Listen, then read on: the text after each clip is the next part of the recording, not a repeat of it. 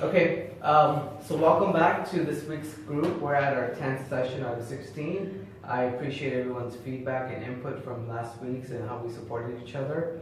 And obviously this week is my turn to facilitate, and I appreciate you for facilitating last week. We had an awesome group. So did everybody feel that they got something from last week's group? Yes. Did they feel supported? Yes. Okay. So we'll still stick to the guidance that we have, as we've been doing every week.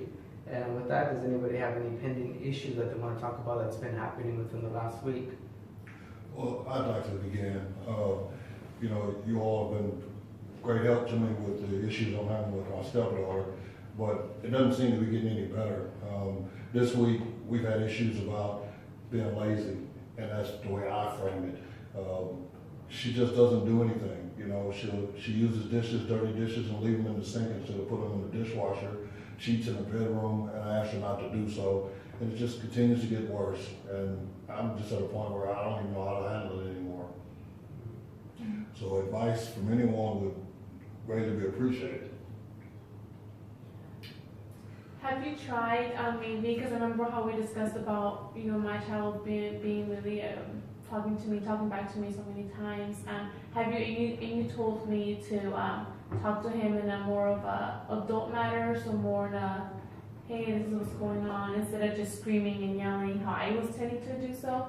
Do you think if by you telling her, hey, can you please do this for me, like more in a more nicer, sugary type conversation, do you think that would be beneficial for you? I know it's for me, and I thank you for that, but do you think it would be beneficial for you? Well, when we started 10 weeks ago, I brought us several issues to the table, and one of the issues was that she doesn't feel like she has to listen to me because I'm not her father. Yeah. I'm a stepfather. Yeah. And it's not that I'm trying to tell her what to do. It's just that for us all to coexist, there has to be certain rules and boundaries.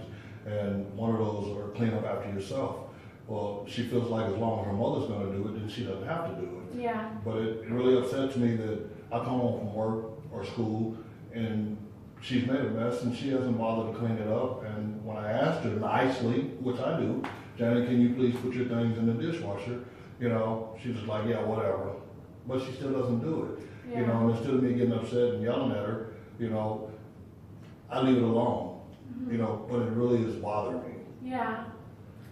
So I know when we spoke about this last week, you were mentioning that she was saying that she never used to have to do this before, and she feels like, there's all these new rules that she's got to handle right now. So I wonder, you think part of it is her feeling a little out of control maybe, or feeling like she doesn't have a say? Is there a way perhaps to include her in the rule setting, so that the rules are they apply to everybody, but they are set by everybody as well, so maybe she would feel more part of the unit, the family unit. I'm just wondering, just based on what you said last week, whether she's feeling a little separate from. Well, we actually have sat down and discussed the rules, and I'm not going to say die-hard, concrete rules, but things that need to be changed because you're used to living one way, as we talked about last week, and her mother taking care of her like she's a child, Well, she's 17. And she's not a child, and she should be able to clean up after herself without being told to do so. But because her mother does it for her, she doesn't feel like the rules apply to her. We sat down, we talked about what the rules are going to be, everybody agreed upon it, but then she doesn't do it. And the reason she doesn't do it is because her mother doesn't help enforce those rules. Instead of telling her, Janet, you need to clean up after yourself, she'll come in and do it for her. So when she gets to that point where she doesn't do it, what is there for me to say? When she knows that her mother's not going to say anything to her, she's just going to clean up after her, and oh hell, what you have to say. Mom will take care of it. Right. So now I've got a situation where she's not doing what I want to do or what I'd like for her to do, which are the rules that we set forth. And then mom's not backing me either because she's allowing her to do it without saying to her that you need to follow the rules and do as we all agreed upon, Because, I understand, and I truly do, that it's just been the two of them for so many years. And now there's someone else in the picture. Therefore, I'm taking time away from her mother that she's used to having just her and her mother. Right. And I think that's a lot of it as opposed to following the rules. It's just, what do? You know, do I just sit back and do nothing? Do I say nothing? You know, because like I said, she's not going to do it and her mother does it for her. What do I do? Have you talked to your wife about it? I have. You know, and she says, well, what's the problem with me doing it as long as it's getting done? Well, what are we teaching her if you do it for her? You know, you don't get home until 6 o'clock in the evening. I come home at 3 o'clock, so I've got to look at this until you get home. You know, whereas she's home all day because she does independent studies and so she doesn't go to school. So she's home all day. Why can't she clean up after herself? What else is she doing except sitting around messing up dishes and watching TV? Well, I know we talked about my situation a few weeks back where I kind of had the same issue with the cleaning and chores getting done. So how we addressed it in my home is that we sat down, we had like our first family meeting, and I kind of made it fun and interactive for the kids and gave them options like, okay, I gave them a whole list and this all needs to be done. What would you like to take? You know, and everybody took part in it. Myself, my husband, the girls. So maybe that type of approach might work with her because she is at that transitional age where authority is kind of out the door for her. She's a teenager. There's a lot of change with the new family dynamic.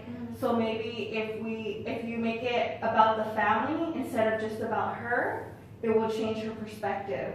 So getting her input, okay, you don't like to do dishes, what would you like to do? Because we're all going to participate. Yeah. I never looked at it from that perspective, you know, and not making it about her, you know, because actually when you say that, I can see where, from her perspective, it looks like it's a direct attack on her. Right. And I can see that once you say that, you know, whereas before, I didn't see it that way. It was, you're not following the rules and you need to follow the rules. So maybe that approach might be something that I can consider because I do have to take into consideration the way she's perceiving it coming at her. Yeah. Because at that age, you are giving her an option and you're empowering her to move forward. And, you know, it is kind of a transitional phase for her. And how is she going to live independently if she doesn't have these skills? And So that's what my point is, exactly. Independently, how is she going to do things for herself if she's not trained to do them now? You know, and always expecting mommy to do it. But as you said there, it does make sense to view it from a different perspective and not from a parent's perspective as you should. And so maybe I will try that and see how that works. You know, that's some good information. I never thought about that, so I appreciate that. Oh, no problem. I know it worked for us, so maybe it'll work for you. Yeah. And also, if you would like to be on the same page with your wife before doing this, though, maybe you can communicate this with her and be, well, here's something I think about, and it will be addressed for the whole family. And maybe we could just work it out and include her too, and that way it's not just directed to her and just for her to be doing this and that. And that way you include her, and then both of you will be on the same page, and then include her, and so that way you'll be on the same page and not be at the moment your wife will be agreeing with what you're saying, and then just everything just kind of doesn't work out. Okay. And maybe if she does do it and does do all the chores, you can reward her in some simple way. Well, So that way it's like she wants to do it. And that's something that I've thought about on numerous occasions, rewarding her. But I give her everything she wants anyway, you know, so, you know, there's not much more of a reward system that I can do because every time she asks for something, she gets it. And maybe that's something I shouldn't have done, you know, until we were at a point where, well, you've done such a nice job and blah, blah, blah, you know, do this, or, you know, here's a few dollars, take your friends to the movies or something like that.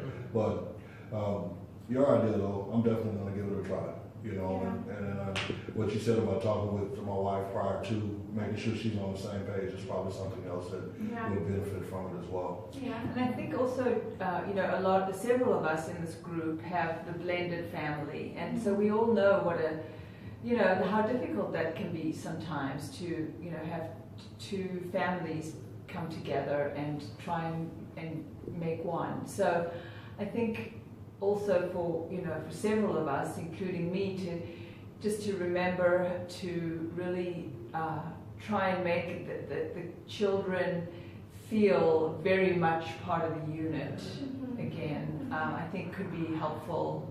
And maybe even, doing a lot more family activities, rather than just, talking about the chores, really, start conversing about, why don't we plan a trip, or let's plan an outing on Sunday, and kind of get the input from the kids. I think really could help several of us, including me, on making kids feel like they really are part of things. Yeah, and then just being coming perspective from a single mom, as I am, I know when your wife does it anyways, I think it's more of a comfort because they struggle so much, not having that parent figure, that father figure. So maybe by you expressing to your wife, look, I wanted to do it for the both of us, for all three of us, it's a positive impact. It's like what united. Maybe she'll feel more comfortable and like will listen to you more and feel more at ease, and will contribute to what you're saying and make a stronger bond. Because I'm a single parent, I don't want my child. I mean, I'm scared that they're going to be affected, or that you probably, my significant other has bad intentions. So by you maybe saying those positive outcomes of what you want will benefit her and support each other to help and increase eventually a positive relationship between you and her. So each and every one of you give me a good piece of advice. I'm going to try it all, and I'll give you some feedback in our next meeting and see, let you know how it works out. Yeah. Okay. Great. Yeah. Well, thank you. That I'm getting the feedback as well. As you guys know, that my son, he's doing a little bit better, and he was going on a rampage. But I also do the reward system, and I cut back a little bit, and it's been working. So maybe not being so generous all the time. And so it worked for me. So right now, it scares me to think that if I cut back, then she'll start acting out more. And so that's why when I said I've already done it, maybe I shouldn't have started that way. But what's the harm in trying? Yeah. So we'd love to hear so that we can learn from it too. Yeah. So next week, let us know what happens, and then I'm sure we're going to apply some of it. Thank you, Michelle, for that input. All of us we benefit from that support from each other. And next week we'll see what happens. Yes. Thank you. Thank you. See you soon.